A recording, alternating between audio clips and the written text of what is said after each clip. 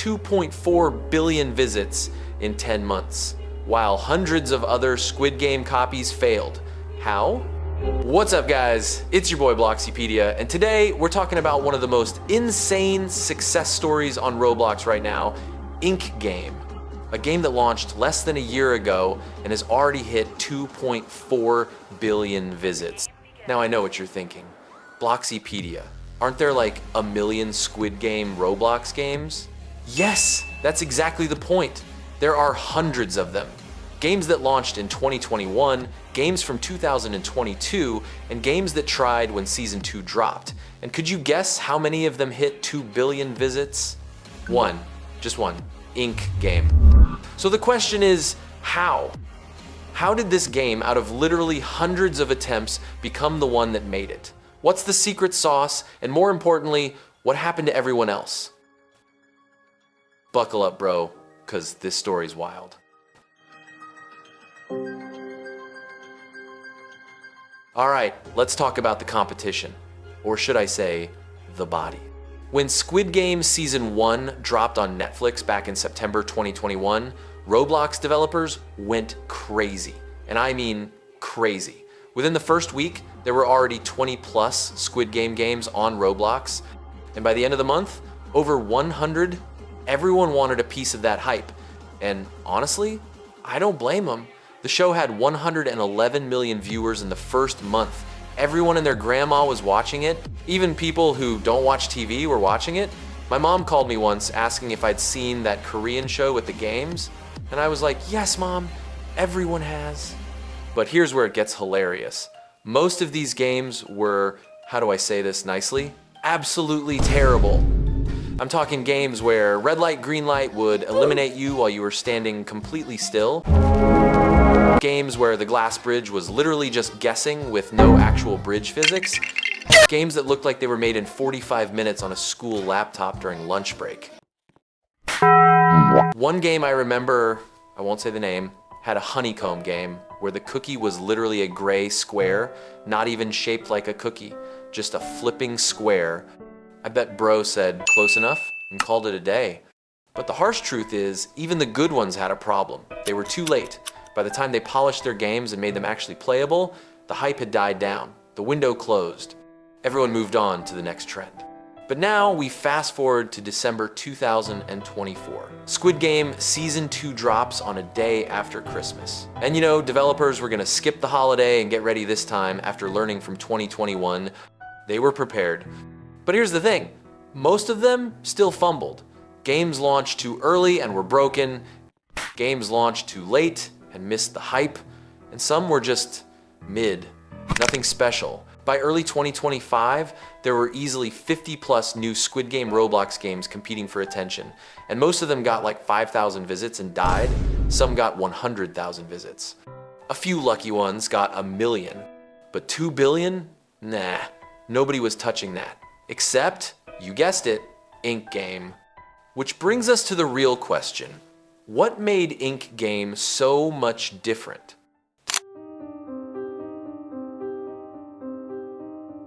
December 31st, 2024, New Year's Eve. While you were out celebrating or sleeping off your Christmas food coma, InkInc decided to drop InkGame. And bro, they came prepared. First off, the timing. They launched exactly 5 days after Season 2 dropped. Not too early where the game was broken, not too late where the hype died. Right in the sweet spot when everyone was binge watching and wanted to play. That first week, the game hit 100 million visits in 7 days. Do you understand how insane that is? Most Roblox games would sell an ARM for 100 million visits, but InkGame did it in a week. I can remember trying to play on day 2 and every server was full. Every single one. You'd spam click for 20 minutes just to get in, and when you finally got in, oh man, was it worth it. But timing alone doesn't explain 2.4 billion visits. So what else? The quality, bro. This game was polished, like actually polished. Not Roblox polished where half the buttons don't work. I'm talking AAA game polished. The lobby looked exactly like the show. It could make you want to spam. I've played these games before. The guards moved right. The games were accurate. Red light, green light actually detected movement properly. If you moved, you get shot. If you stood still, you lived. And that was some revolutionary stuff compared to the others I had played, right? Oh, hell no! Glass Bridge was terrifying. You could see the physics. You could see the glass crack. You'd watch someone jump, see the glass break, watch them fall, and think, yeah, I'm not going first. Pure chaos. Tug of War required actual coordination. You couldn't just button mash. You needed timing, teamwork. And inevitably, someone would mess up and you'd all fall to your deaths while roasting them in chat. Beautiful. And Mingle? Bro, Mingle was where friendships died. You'd team up with someone, spend 20 minutes strategizing, get attached to them, and then one of you had to lose. The betrayal. The drama. I've seen people write apology paragraphs in chat after Mingle games. But here's what really separated InkGame from every other copy. They didn't just recreate the show, they improved on it. They added a progression system with actual rewards. Every match gave you coins. Coins bought cosmetics. Cosmetics made you look sick. Suddenly you had a reason to grind beyond just, haha, funny show game. They added daily challenges and missions. Log in, complete tasks, get exclusive rewards. FOMO is a powerful drug, and InkGame knew exactly how to use it. And the community features? Impressive. You could add your friends in-game, chat between matches, flex your cosmetics in the lobby. It wasn't just a game anymore. It was a hangout spot. Quite ironic for a game that's winner takes all. By January 2025, the game was pulling 200,000 to 300,000 concurrent players daily. That's not a typo. 300,000 people playing at the same time. That's bigger than most city populations. That's bigger than some countries. No shades intended. But wait, there has to be more, because most games peak and then die. So how is InkGame still massive?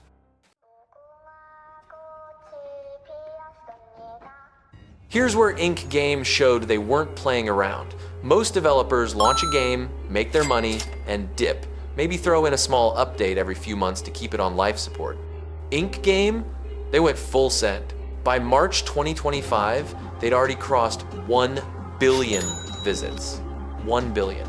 In 3 months. The devs were probably buying Lamborghinis at this point. But instead of retiring to a private island, they kept working.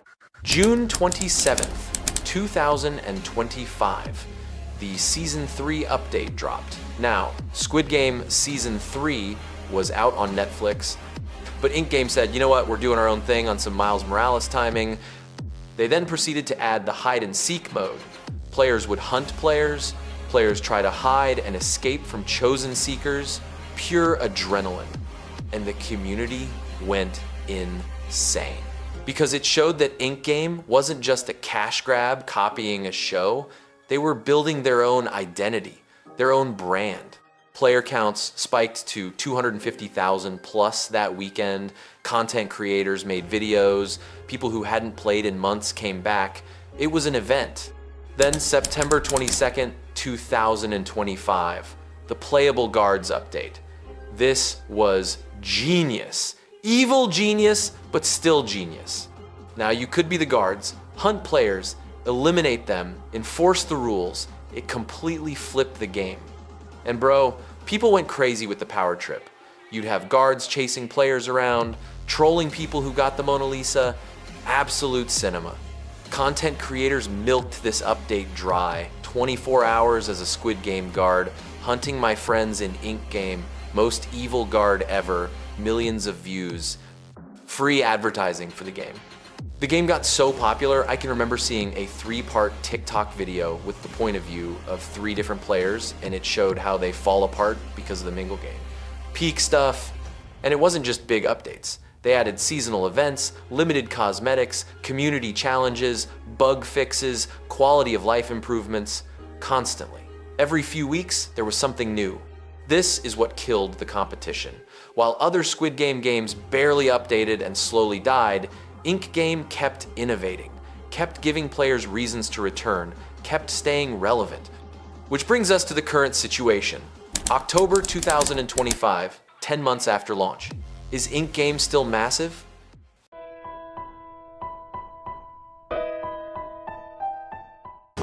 let's talk numbers, because this is where it gets stupid. Right now, as in literally right now as I'm recording this, InkGame has 120,000 plus concurrent players. 120,000 people playing right now. Most games would dream of having 120 Kelvin's players at their peak. InkGame is maintaining that 10 months after launch. That's not success, that's monopoly. The game sits in the top 10 most played games on Roblox. Top 10. Right up there with Blox Fruits that's been around for years. Brookhaven with its billion-dollar empire. Pet Simulator with its gambling attic. That's a story for another day. But 2.4 billion total visits. To put that in perspective, if every visit was $1, InkGame would be worth more than some country's GDP. It's insane. And the revenue? Oh boy. Based on concurrent player numbers and average monetization, the devs have probably made 100 to 200 million Robux. That's $350,000 to $700,000 in real money in 10 months from a Roblox game. These devs went from regular Roblox developers to potentially millionaires in less than a year. That's the Roblox dream right there. But the real flex? The game is still growing. Not declining, not plateauing, growing. Every major update brings player spikes. Every seasonal event brings people back. The momentum hasn't stopped. And when Squid Game gets a sequel drop on Netflix, InkGame is about to pop off again. They've positioned themselves as the Squid Game experience on Roblox. When that hype wave comes, they're ready to ride it. So can it last? Will InkGame still be massive a year from now?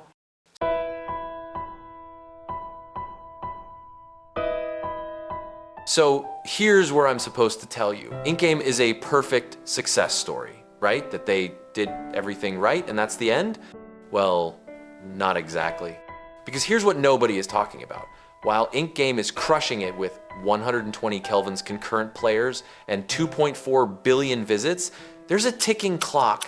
Let's say Squid Game gets a sequel, and when it drops, two things can happen. Either InkGame becomes even more massive, we're talking potentially 200 Kelvins plus concurrent, maybe even challenging for the #1 spot on Roblox. They ride that wave to 5 billion visits, become a permanent Roblox titan, and the devs retire at 25. Or, and this is the scary part, Netflix drops their own official Squid Game experience. Or a massive studio with unlimited budget makes a better version, and suddenly, InkGame isn't the king anymore.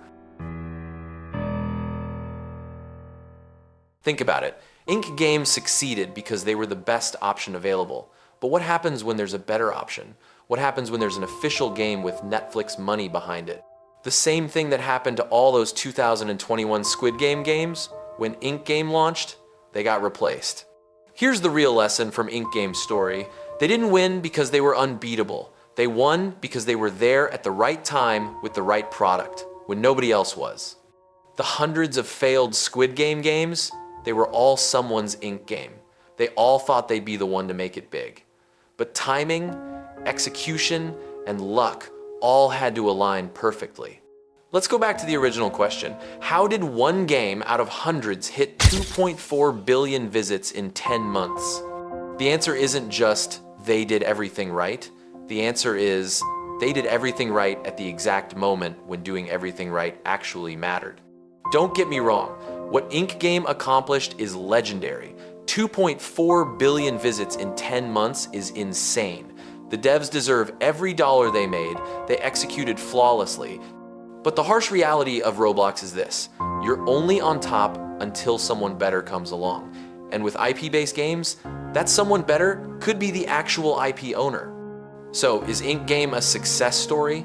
Absolutely. Will it last forever? Probably not. Will the devs be remembered as legends who capitalized on a perfect opportunity? 100%. The real story of InkGame isn't just they succeeded, it's they succeeded knowing it might not last and they made the most of it while they could.